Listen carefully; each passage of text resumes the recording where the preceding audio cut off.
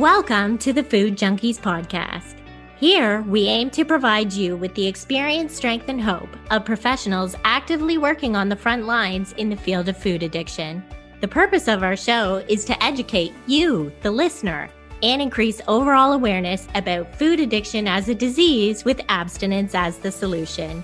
Here, we talk about all things recovery. Most importantly, how to thrive rather than just survive. So stay positive, make a change for yourself, tell others about your change, and hopefully the message will spread. Hey there, Food Junkies listeners. Molly here. Today, Clarissa and I sit down with Vincent Santiago. Vincent Santiago's research interests broadly include eating behaviors, body image, and bariatric surgery. Vincent's doctoral dissertation explores the use of an intervention for food addiction.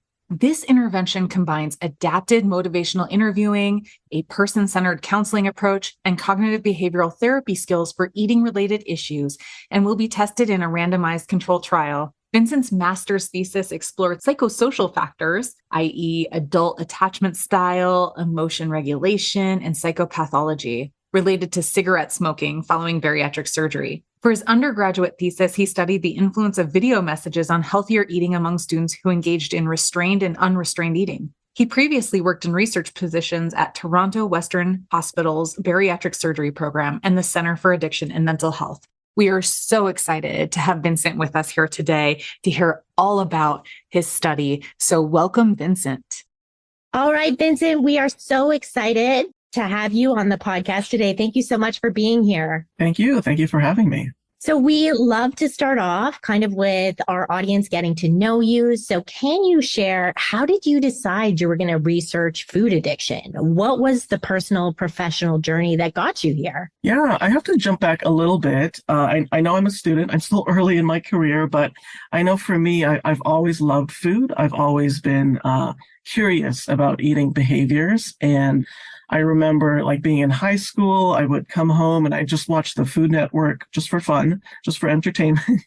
I just love food. And so with this love of food, that can result in some overeating, right? And that can result in some tricky relationships with one's body. And that included me as well from time to time. And so for me, I carried this interest in food, in body image, and eating throughout my education. So I did a bachelor's of science, biology and psychology, and in university at the University of Toronto, I worked with a professor, Janet Pollovy, who studied eating, and she had studied that for many, many years.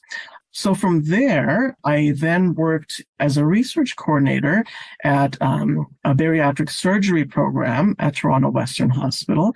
And bariatric surgery is a type of weight loss or metabolic surgery. And in that setting, I had spoken with a lot of people who had been having lots of eating-related problems for a long time, and for many of whom surgery was kind of like a last resort. But we know that with surgery, it's not the cure-all for some people, and people can still continue to have eating problems. And that's where psychosocial support therapy can be really helpful. And in that program, that's where I met my current graduate supervisor, Dr. Stephanie Cassin. She's a clinical psychologist. And, since that time, I've been working with her in terms of researching different eating-related problems, not just in the bariatric surgery population, but the general community.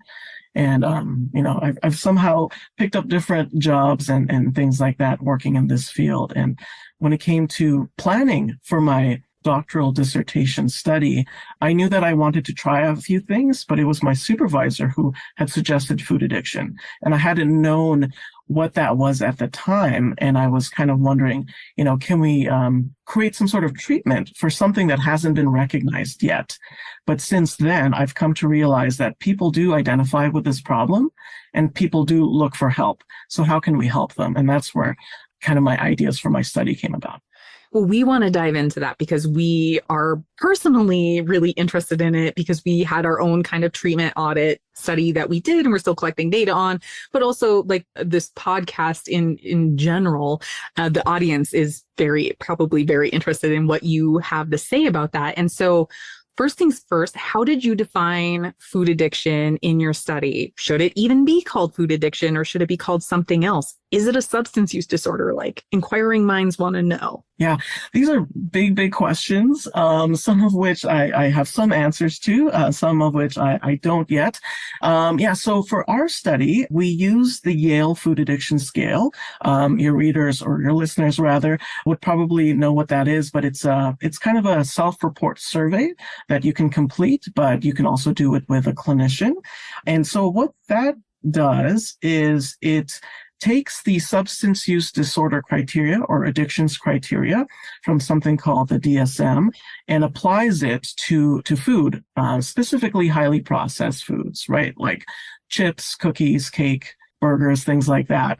So the symptoms that you would find with, problematic alcohol use or other substance use, how can that be applied to food? So that's the definition that we use for our study, and we use that survey. In terms of what it should be called, I don't have a particular preference. I mean, I read the literature quite a lot. So for me, it's really the concept that's important. So for me, I call it food addiction. I know that researchers are trying to call it maybe ultra-processed food addiction instead.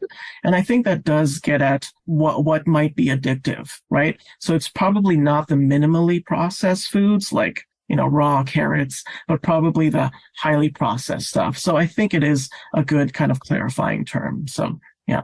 So just to be clear, in your study, do you treat it as if it is a substance use disorder because that's how the Yale Food Addiction Scale is set up? Yeah. I mean, so we used different strategies. I'm not super familiar with the treatment of, those traditional substance use disorders, but we did approach a food addiction or this concept based on what the Yale Food Addiction kind of describes it as. So we look at those symptoms, we try to work with those symptoms, and sometimes using traditional CBT tools that have come from the eating disorders world or the problematic eating kind of treatment skills. So would you say that ultra-processed food is intoxicating or that it has psychoactive properties to it? Yeah. So, in my read of the literature and kind of my focus is more on the psychology. So, I may have just missed the literature on things like the dietetic properties or like the pharmacokinetics and things like that. But my understanding is that ultra-processed food is not intoxicating. And some of the researchers have commented on that. And, I don't think that food does result in, different kind of altered states of mind where it's potentially hazardous or dangerous. Like, when you drink, you obviously shouldn't be driving, but when you eat, I don't think it alters your perceptions to the point where you can't drive, unless you're falling asleep at the wheel because you're so full, it probably doesn't have the same effects in that way. In terms of psychoactive properties of food, that might be referring to whether kind of a substance is changing one's kind of emotions, behaviors, thoughts, probably to a lesser extent than intoxication. And, things like coffee are considered psychoactive. So I do think that foods can be psychoactive. They probably are not having the same effect to the point of intoxication. So then you would say it would be more classification like caffeine or maybe nicotine, right? Because we can do these things, we can still function, we can still drive, but we still, sometimes have that craving and desire for more of those. Yeah, exactly. And the researchers have talked about how, tobacco or nicotine doesn't have an intoxication kind of syndrome like the other substances, but it is still considered, a risky substance. Yeah, that was the exact question I was going to ask, Clarissa. Yeah, I was going to jump in there for a follow-up for sure. So we've definitely seen the literature that kind of refers to what we're working on, whether it's food addiction, ultra-processed food addiction. Again, like you said, whatever label it receives, I'm kind of indifferent as well. I would like for it to capture an odd, what am I trying to say? Like, I would like for it to capture the biggest population possible in which to help with whatever that term ends up being. And so there are research articles out there that call this eating addiction, where it's more behavioral than it is like that substance use disorder side of things. But I'm hearing you say, hey, it has psychoactive effects. I don't know if, gambling has a psychoactive effect or whatever. So like, can you talk a bit about like how those two things would differ, why maybe it's not behavioral?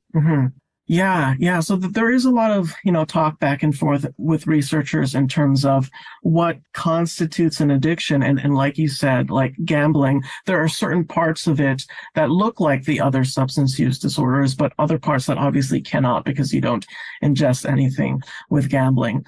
So, I've thought a lot about whether or not food addiction is kind of a substance use problem or kind of a behavioral problem. I mean, it's, I think, the $1 million question, and researchers have been arguing about it for at least a decade. I think that and this might be a cop-out answer, but I think there's probably elements of both. I do think that not all foods are created equally in terms of the rewarding properties, right? So, highly processed foods are probably going to be the ones that are bringing people back as opposed to the less processed foods. So I will say, and I do agree that certain foods are a lot more rewarding. And at the same time, I don't think that foods exist in a vacuum, right? We create different associations with food. And this is where I think the behavioral piece comes in, the psychology. I like to look at it. We create these associations with them. We have learned significance of foods, right? Foods can be really important to our culture, our social events, all that kind of stuff. And I think the same thing applies to other substances, right? People don't become addicted to alcohol just because of alcohol. There's so many other things at play, like emotions too. So, my cop-out answer would probably, there's elements of both, and I'm not sure if we have to pick one thing. I know that the people who are trying to decide on the diagnosis probably want to pick one thing, but again, I don't think that these things exist in a vacuum. Yeah. And I mean, how could we expect there not to be some level of behavioral when there is so much ritual around food in general? And it is something that every single person has to spend time with. Like they can't avoid it. Yeah. Right. And so there will always be definitely some level of behavior around it. And so I'm also wondering if you could speak to how you measured food addiction for your study. I think you said you used the YFAS, and I'm wondering if you could speak a little bit about how the YFAS could be a bit problematic because it's a very subjective, it's self-assessment, and, why you think it might really be important to have someone with a clinical background administer this to someone if someone is listening in the audience and they maybe just have taken it themselves. Exactly. Yeah. The really great points. Yeah. So the Yale Food Addiction Scale, as you mentioned, is what we used. And it is a self-report study. It was built and designed that way so that people could take it on their own. And that's a really kind of important element of the YFAS because it can be easily used in research. You can give it to 100 people and they can fill it out and you got some responses. You can kind of see whether or not they quote unquote have food addiction, right? But that's not how diagnoses of mental problems work, right? You don't give people a survey on depression and then they have depression, right? You need you need a trained clinician to kind of help figure those things out.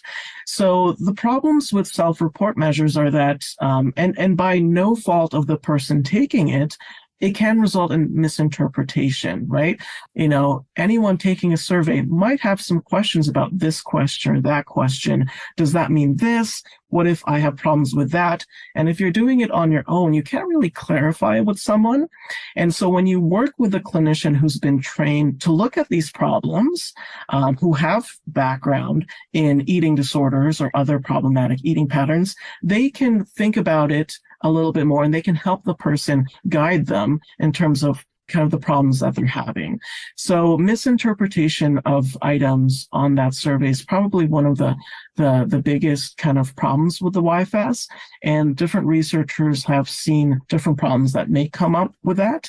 For example, sometimes people who are under eating or who are underweight might endorse high food addiction symptoms. And that's kind of puzzling for some people. If you're not eating much at all, how can you be addicted to foods?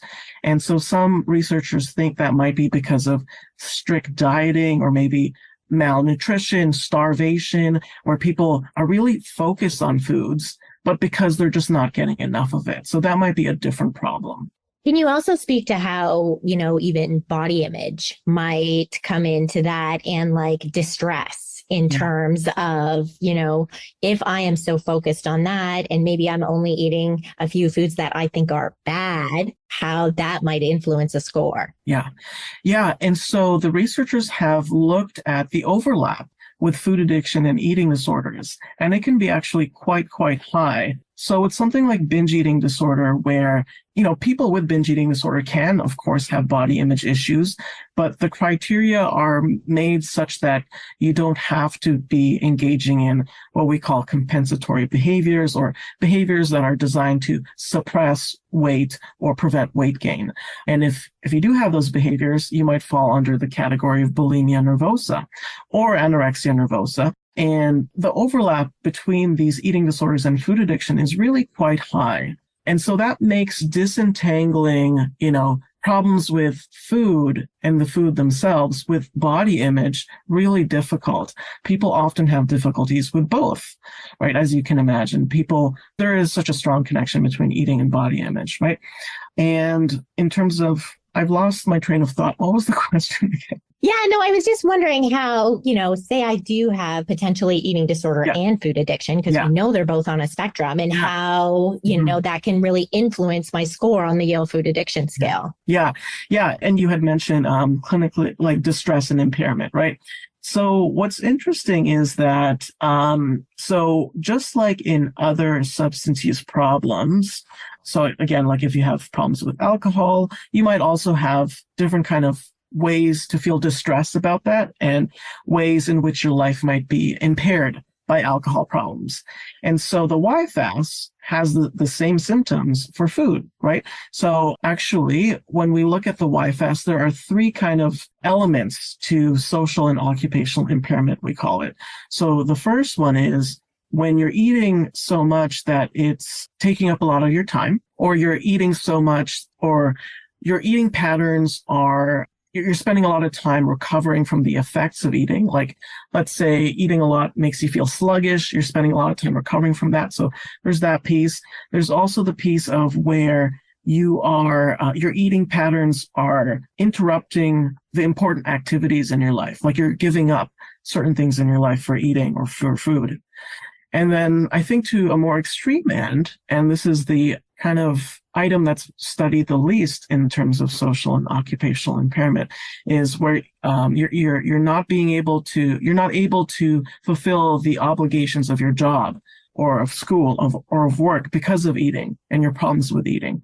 So these are kind of the things we look at when we think of social and occupational impairment. And people endorse these items for various reasons. And the researchers have been finding that for some people, this distress and impairment is because of weight-based stigma, right? So for example, if someone loves going to family parties, right? They go to their aunt's house and they're having some food, but their aunt says you shouldn't be having that. Why are you eating that? Family members might be making fun of them because of their weight or their eating. So they might just not go to these family parties, right? They might just stop going altogether. They might stop having a social life. And so they might meet that symptom of impairment because of their social life, not necessarily because of perhaps the food, but because they're receiving the stigma from other people. And so then it becomes hard to disentangle why people are becoming distressed. Is it because of the food and the eating, or because of what other people think of them? And a lot of that has to do with, again, weight-based stigma. Yeah. And I think the importance I have found in even administering, like the MYFAS is there's a question on there that like my friends and family are worried about how much I overate, but this is something we do in secret. So often friends and family don't have no idea. And so that can certainly affect a score. And then when you say, would your friends and family be worried if they saw the way you overate, the way you eat on your own, then they might change their answer and it will definitely affect a score. And that's, I think, to your point, it's so important to have somebody to be able to help administer it and suss out kind of the nuances within it. Exactly. Right. And actually, I did find what exactly you're talking about, right? People do get confused with that question. And I do have to kind of clarify sometimes. Yeah. So is it just the undereating, underweight individuals who sometimes have like those false positives, or because of this overlap with other eating disorders, whether it be binge eating disorder or bulimia? Can we kind of talk a bit more about that comorbidity and like how it could potentially be a false negative or a false positive? Yeah. So when we think about food addiction, one thing that I still think about is, what is it? Is there a kind of pure food addiction kind of presentation where it's someone who doesn't have an eating disorder or other kind of problems, and their main presentation is this food addiction? I mean, the comorbidity is so high, but again, it's not 100%. So people have used that argument to say that, food addiction is its own thing because it's not a complete overlap, right? And in my study, I found that I think something like 28% of people, so we did assess whether or not they had an eating disorder. 28% of people didn't have an eating disorder, which was curious. I think 40% had binge eating disorder. I think 25% had bulimia nervosa. I think the remainder had another kind of subthreshold eating disorder. But yeah, the overlap is so high. And what's curious is that group that doesn't meet the criteria for any of those things. So what's going on there? I haven't looked deeply into those kind of presentations yet. But clinically, from what I've been seeing, it's curious. So those people would not have significant body image problems to the point where they're compensating, like in bulimia. And so from the few people that come to mind, those are the people who are kind of having a problem more with the perception of the food themselves rather than an objective eating problem. So an example might be someone who is really distressed about maybe like eating one chocolate bar, right? One chocolate bar a week or every few days or something like that. They really can't stand the idea that they're having that piece of chocolate or chocolate bar, and they think they shouldn't be having it. It's, gluttonous. It's bad. They shouldn't be having it. And so my perspective is, as a clinician, I have to think, well, is that food addiction? Is that overeating? Is that overconsumption? Is that something that would be quite normal for many people? And so for that person, again, this is very, very individual, and it would have to be tailored to their specific presentation and their different thoughts and feelings around this. But for that person, we might be working on how they feel about food and where that's coming from. So for that person, it could be, well, my mom said I shouldn't be eating this all the time, right? And so there's those learned attitudes and perceptions around food that we can start to challenge. So that's where I see some of those other kind of presentations of food addiction that don't overlap so much with objective binge problems and compensation. So, I mean, obviously as harm reduction clinicians, we do definitely have those clients where maybe they are binging on multiple candy bars a day or a week, and they do get to that one, right? And they're still having this perception of like, this is bad or whatever. And we really work to say, wow, you've really reduced the harms of those uses. Yeah. Like this is a step in the, a good direction or a positive direction from our perspective as clinicians. I mean, would you agree with that as well? Like kind of taking the other end of the spectrum of that? Yeah, for sure. And my perspective with my study is it was very harm reduction and moderation approach, right? If someone is eating, 5 bars of candy or chocolate a day, 3 is a lot better than 5. Right? And sometimes people don't see how positive that is because they've been trained to kind of think in all or nothing or black and white. And so it must be no chocolate bars or all the chocolate bars. Yeah, which I think that's one of the things that I really love about being a harm reduction clinician. You know, where like I always think about like, do no harm or do as little harm as possible. Like I never want to create a problem that doesn't exist or make a problem that does exist worse. And I think about when we get into these like very like everything is like demonized or right, like there's good food and bad food, whatever that might be.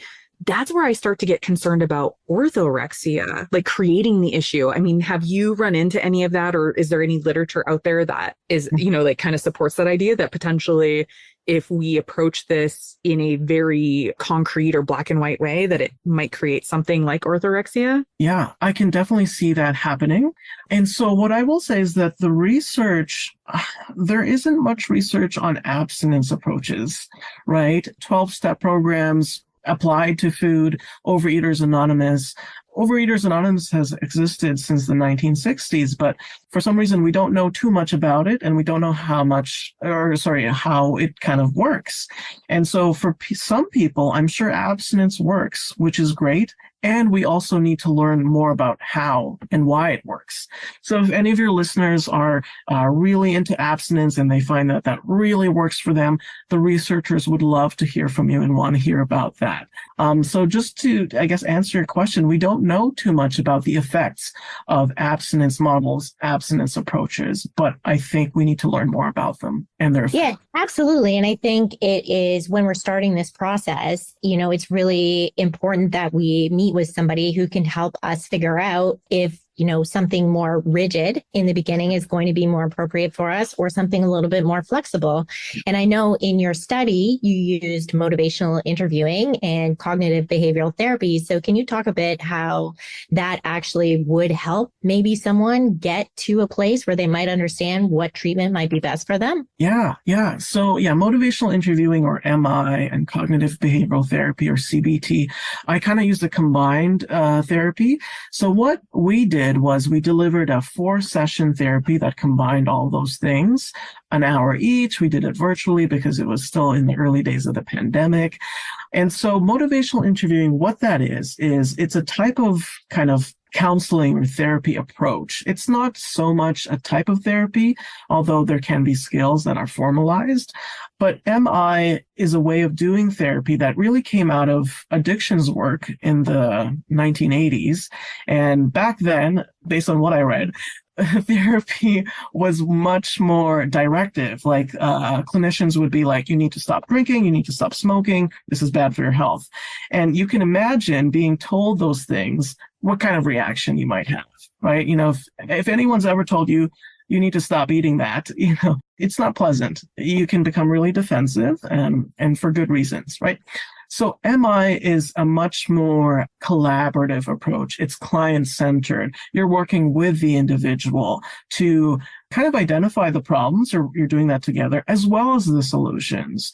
And sometimes clinicians might forget that the client is the expert in their own lives, right? And they probably have some really good tools that they've used before. Maybe it doesn't work all the time, but there's a wealth of knowledge and experience that the client has. And we can use MI to draw out that expertise. One big thing about MI is that it helps to what we call evoke people's own motivations, right? You know, you can tell someone eating that is not good for your health. It's not good for your diabetes. It's not good for your heart disease. They probably know that, right? And so we use different MI skills to kind of draw out people's own motivations for change. You know, why do you want to give up or eat less of these chocolate bars? Why do you want to do this? And so people start to say why, and we really kind of build that up so that that can help people propel into change. And change comes often through CBT. So once people are feeling motivated,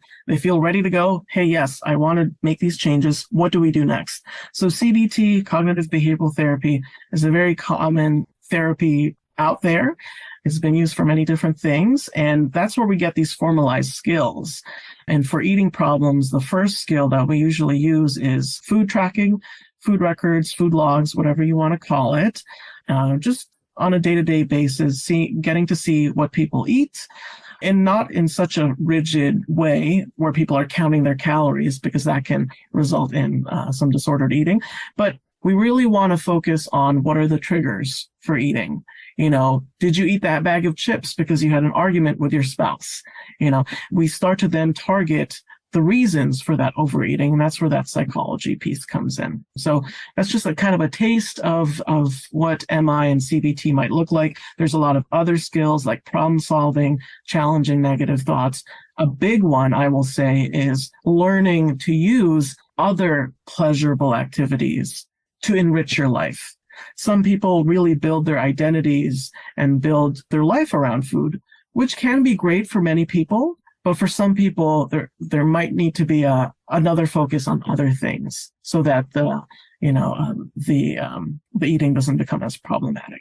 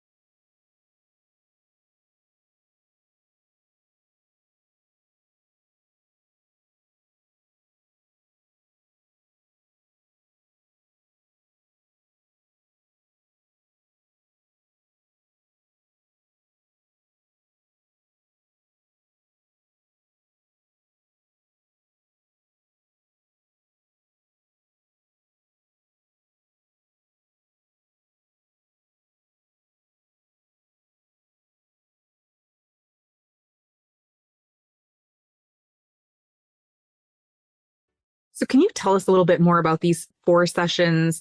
I imagine was there like an intake before the 4 sessions? Was the intake one of the 4? How do you do this in 4 sessions? Yeah, that's a great question. Yeah. I mean, I feel like therapy, we always need more and more time. So what happened was, just to describe the study a bit more. So we recruited from the community. We recruited people in Ontario. It was virtual, so we could reach a bigger kind of population in Ontario, Canada. So we advertised this study to anyone who might think that they're addicted to foods or feel like they're quote unquote food addicts. And we would do a brief phone screen using the shortened version of the YFAS. And we made sure that people met the threshold for at least mild food addiction, right? So everyone in the study had some form of food addiction according to the YFAS. And then they did a bunch of questionnaires before being randomized into one of 2 conditions. So there was the therapy condition, and then there was the waitlist condition. The therapy condition got the therapy right away. The waitlist had to wait about 4 months or so, but both groups completed the same surveys. And the idea was to compare both groups on these surveys to see which one had improved symptoms. And the idea was that the therapy group would improve more. And so there wasn't really much of an intake other than that screen. Once people were randomized into therapy, we booked that first session and we got started right away. So that first session is kind of jam-packed. What we do is we, take basic information. A big part of MI is letting the client, the participant, tell their story. What brings you to this study? What's going on? Why do you feel like you want to make these changes? And that's engaging the client and creating a safe space for them. From there, we do an eating disorder assessment to figure out any other kind of comorbidities, because that can help plan treatment and what that looks like. Someone who has bulimia, their eating kind of therapy would look quite different from someone who has binge eating disorder, as you can imagine. And then from there, we provide some psychoeducation about food addiction. We provide some psychoeducation around tracking food, and that's really the first task after session 1, right? And then session 2, we do some more tasks around building up that motivation. And we might do something called a decisional balance, where we look at the pros and cons of their eating habits. And then again, when people are starting to feel a lot more motivated, we start opening up the options to CBT strategies. And it's very client driven. Again, it's collaborative. So, what do you feel like would help you? We might ask, I have some ideas. Would you like to hear about them? And then I give them some options. What do you think would work best for you in your life? And so that's what session 3 and 4 might look like. At the last session, we do something called relapse prevention. That's very common in CBT, where we kind of think about the future. What did you learn? What changes have you made? What goals have you achieved? And what do you want to achieve next? So it's a lightning fast 4 sessions. It's jam-packed, but I have found that people can make, quite big changes in those 4 sessions. So I'm curious, and I'm sure the audience is curious, did you provide a food plan for these people? And did you also find that individuals, if you didn't, were people looking for one? Yeah. So was the question like, did we create a food plan together kind of thing? Yeah. So that is a great question. I'm in psychology. I don't have training in dietetics. I have lovely colleagues who are trained in that and who I kind of refer them to. We didn't have any dietitians on this trial. So I had to be very careful. I had to stay within my professional limits. I cannot administer a diet plan because that's out of my scope of practice. And I wouldn't even know how to do that in the first place. So I had to be very careful with that because some people really wanted me to tell them what to eat. But that, again, is not what I do. And if they really wanted that, I would refer them to dietitians in the community and things like that. So there is no diet plan. So we look at food records and we see the general landscape, if you will, of their eating habits. And we try to think about, where are the quote unquote problem areas? If someone's binge eating late at night, I won't have an eating plan or food plan for them, but how can we change the binge eating if that's what's distressing them? What's leading to the binge eating? Again, is it, arguments with your spouse? Is it because you have a really stressful job? How can we change that binge eating experience to be less distressing? How can we, pump up some of the coping skills in other parts of the day, right? So that you don't get to that binge. So my role in psychology is to help build awareness for the behavior that's going on and help people build on skills to kind of prevent or reduce problematic behaviors. So then if I was someone that was like, well, the binge eating keeps happening because it's these chips and I go to these chips and I can't stop thinking about the chips, it's not anything else other than that, then you would potentially have a conversation about, what do I think is the best thing to do, with the chips? Is that kind of where you're going with that? Yeah. I will say most people do find some kind of behavioral or psychological association with the food. I wouldn't say that many people had a problem with the food itself, although people did have higher risk foods, I will say. And so we might think about other foods, that provide some sort of reward, but aren't as risky for them. Right. Or, if you have a problem with a bag of chips, how can we make it so that the chips are portioned in a way that you don't have the urge to eat the whole bag? How can we build up different strategies so that that urge to eat the whole thing of whatever that is isn't there, right? And so we use different strategies. And usually people can be flexible in terms of the types of foods that they're eating. It just sounds so similar to the treatment audit that we did. So because we are clinicians, so we both do mental health and addictions, like in our prior lives, right? Like we used to treat methamphetamine addiction, alcohol addiction, all of that. And we've transferred that knowledge and those skills to treat food addiction. And in our audit, again, we're not dietitians either. And we said our lane with the food is this food is acting like a substance, like any other substance of abuse. So here would be the guidelines, kind of thing that we would give you. And again, we're harm reduction clinicians, but the ultimate harm reduction would be zero, right? So we're kind of always aiming for abstinence, maybe depending on the person, right? Not everybody can achieve that. But I like to say, listen, remove anything that's acting like lighting up your brain like a Christmas tree. Because everybody, if I say that, people hear that and they're like, oh yeah, I know what those things are. Once I start eating them, I can't stop. I'm going to be craving more. I'm going to, maybe this idea of a binge. And it's so interesting when people, whether or not it's an actual binge is really interesting, but they know what I'm talking about. And then I say, remove anything you have to for medical purposes. If you're allergic to peanuts, please don't be eating peanut butter, right? And then go for preference. If you don't like salmon, please, for the love of Pete, do not eat salmon. You're going to get angry. You're going to get resentful.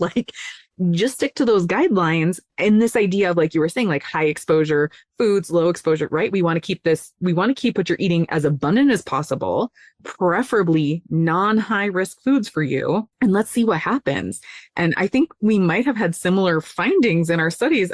Did you want to say more about that? Yeah, the findings of my study. Yeah. So we used various surveys or measures at different time points. So the main one I'll talk about is the YFAS, right? So we administered the YFAS to both the waitlist group and the therapy group.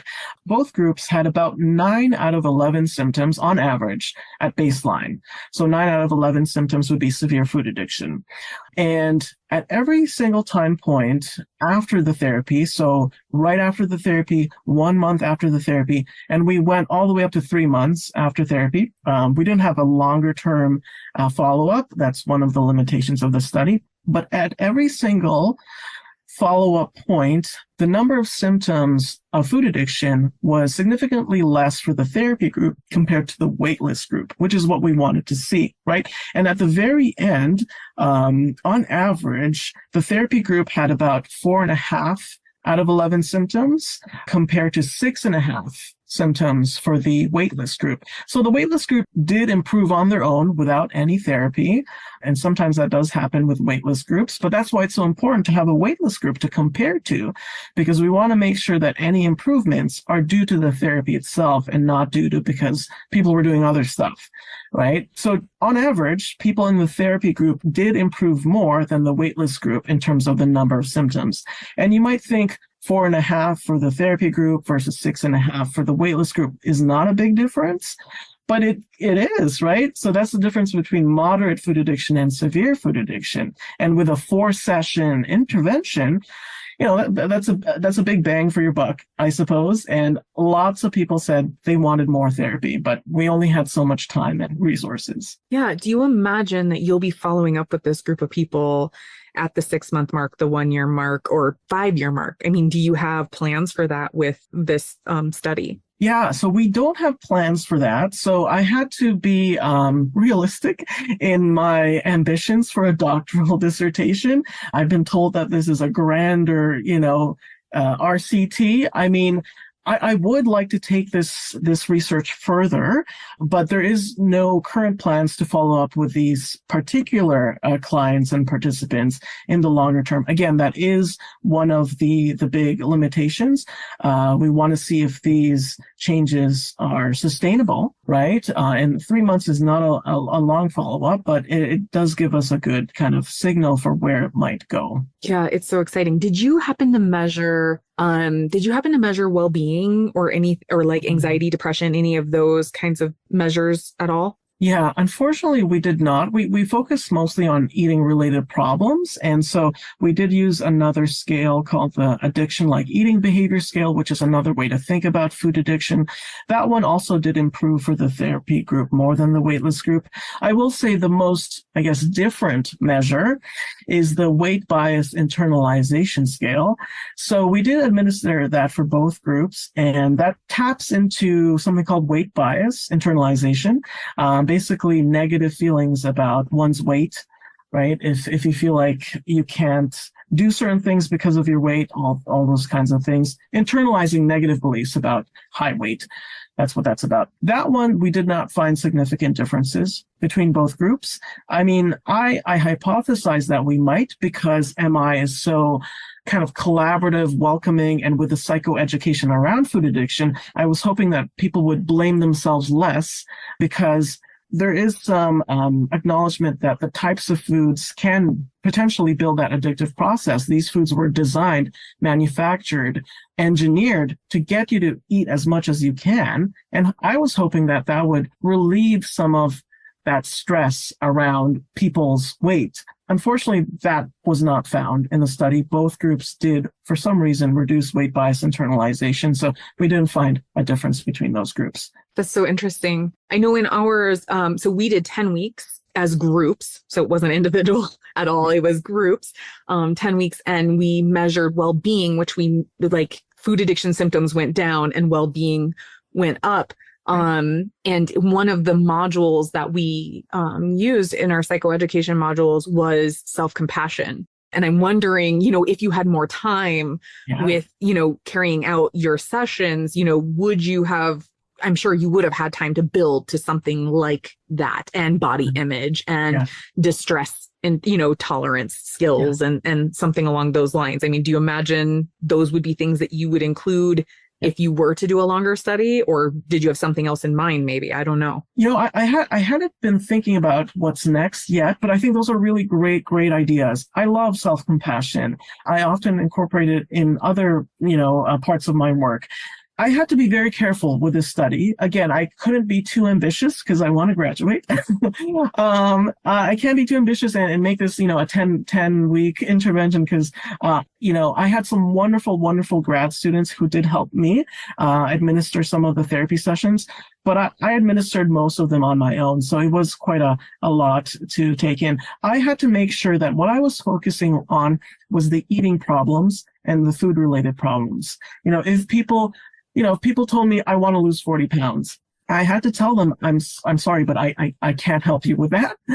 We can talk about your weight. We can talk about things like that, but it was not an eating disorder in terms of like anorexia, bulimia treatment. We really wanted to focus on the eating habits. And so I was restrained in that way to talk a lot about body image. We didn't do really explicit body image work. I think that would be really helpful for people with binge eating problems and food addiction problems. I don't think the research out there has really tapped into too much of the food addiction and body image problems. And I think we need to go there next. But yeah, I do think self-compassion, body image work would be really helpful. And I think self-compassion would be helpful for probably most people, even if they didn't have body image problems.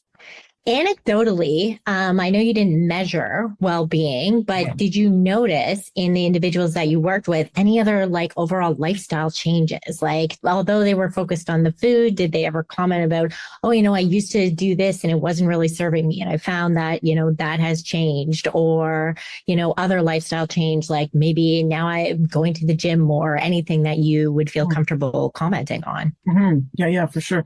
Yeah. So I would say one of the most powerful CBT strategies that we used beyond the food record was coming up with that list of pleasurable activities that people could engage in, because it's so practical, it's so tangible. What kind of hobbies do you like? What did you used to like doing, but you don't anymore because of life, because of work, because of stress, maybe because they've turned more so to eating. And so people did, become perhaps more active. People did find ways to perhaps interact with their loved ones in a more positive manner. And I can remember some people who perhaps they felt burdened by their eating habits. And when they started to work on that, they could turn to other aspects of their life that they had been kind of ignoring for a long time. Right. So it's not just the eating habits that I found that we were working on. It had kind of an effect where it spread to other parts of their life, which was so positive and so nice to hear. There was one person I worked with who was using crystal meth regularly. And that person really worked on their eating habits, but they found that gave them such confidence that they were able to focus on those other substance use problems too. And that in turn helped heal some family divide that they were having too, which was nice to hear. I remember kind of that session and kind of like tearing up a little bit, just because that person was such an inspiration that they could work on this one part of their life, but it spread to other parts of their life. Yeah, it's amazing. I mean, I think that's why I love this profession, right? Is that There are colleagues, if you will, out there across the board in mental health and addiction who think, nope, they have to do it this way or they have to do it that way, or otherwise it's wrong or they're going to fail or whatever it might be. And I prefer to take a much more client-centered approach, much like you, Vincent. I'm more solution-focused brief therapy, but I've come from the world of CBT-MI. So just very much person-centered. And it's always, I get the same way. I can definitely get emotional when I see like somebody has made this decision to change something or work on something that is seemingly completely disconnected from this other thing, but then it's amazing how it just kind of like spreads. And I think it's just a good reminder that no matter what we think is right or wrong when it comes to this, the client is the expert in their life. And if they want to work on something and it has this positive effect and their overall quality of life is improved because of it, who are we to say that it's wrong at all? Yeah. One thing I just want to add there is something that I had to learn with MI, which is challenging as a new clinician, right, is learning to let go. We cannot control our clients or patients. We cannot, we can tell them you need to do this or that, but it's up to them. We can't physically force people to do any one thing or other. So what we can do is be there, be supportive, witness their change, and help them with that growth. But letting go of that control can sometimes be difficult, especially if you're new to the field and you want to feel like you can help. Sometimes you feel like you can't, but you got to let some of that control go. That's one of the things that I learned with motivational interviewing. Yeah, I think it happens with new clinicians. I also think sometimes it happens with anybody who has their own personal recovery story, right? Like we can get the transference and countertransference going on with our clients. And then it can be really hard to let go because we can be so adamant, like, no, it has to happen this way, or, oh, I see this turning out badly. And we can get really worked up. And so absolutely, I think those are really good points to make for any professionals who might be listening too. So I know we are running out of time because we certainly do not want to keep you too long. I'm curious to know, do you have any thoughts on, what kind of research is still needed in the world of food addiction or whatever label we're going to put on it? Like, are there food policies that we need to be creating, in the terms of like public policy? Or I know some of the papers that you sent me mentioned things like fat tax and sugar sweetened beverages taxes and that kind of thing. What are your thoughts on like, what do we still need in order to like not be so trivialized by the rest of like maybe like the clinical world? Yeah. And so in terms of, I do think that there still needs to be more research done on the types of treatment. I mean, my study is just one, but I know that there are research groups in Australia that are testing things like MI and CBT as well, which is great. We need more of that. We need more evidence. Again, I do think that we need to get more research around the idea of abstinence. And if that can work for people, that is really needed. In terms of other things, I say this with my clients, there are only so many things we can control on an individual level. We can't control what kinds of foods are stocked in the grocery store. We can't control the fast food restaurants in our neighborhoods, right? So I often work on an individual level. At the same time, I think it's so important to think about the broader societal level too. And so, as you mentioned, Molly, there are policies being implemented around the world regarding things like taxes. So some governments have been putting a tax on sugar-sweetened beverages, and the research seems to show that people buy less and consume less of these types of products, and with the hope that that can have some positive health benefits.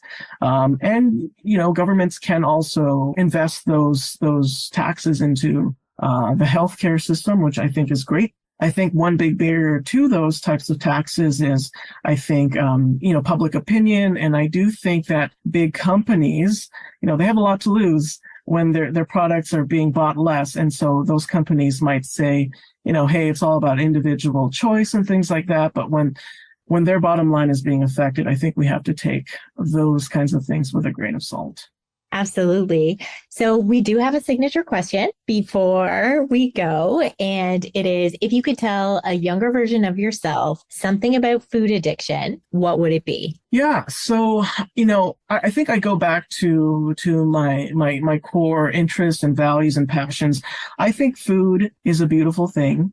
And I think that food can also cause a lot of distress and heartache for a lot of people, and on occasion, me as well. But I think if we focus, I think if I focus on, what really inspires me and what I derive a lot of passion out of, I can build a career out of learning why people eat the way that they do. And along the way, I'm lucky to be in a profession where I am able to help people mend their relationship with food, to improve that relationship with food and their body and the way that they cope with their day-to-day life. Because it's a hard world out there, and people cope in the way that they cope. And sometimes it's about finding other strategies. So, yeah. Awesome, Vincent. Thank you so much for joining us today. Thank you. Thank you so much for having me. Thanks for joining us this week on Food Junkies, Recovery from Food Addiction. Make sure to join our Facebook group, Sugar Free for Life support group, I'm Sweet Enough. You can subscribe to our show in iTunes or Stitchers. That way you'll never miss an episode. While you're at it, if you found value in this show, we'd appreciate a rating on iTunes. Or if you'd simply tell a friend about the show, that would help us out too. Don't forget to pick up your copy of Dr. Tarman's book, Food Junkies, which is available on Amazon. If you have any additional questions, both Molly and Clarissa are food addiction professionals and work one-on-one with clients. You can find their websites and email addresses in the show notes. Be sure to tune in every Friday when our new episodes drop. As Vera loves to say, the power is ours.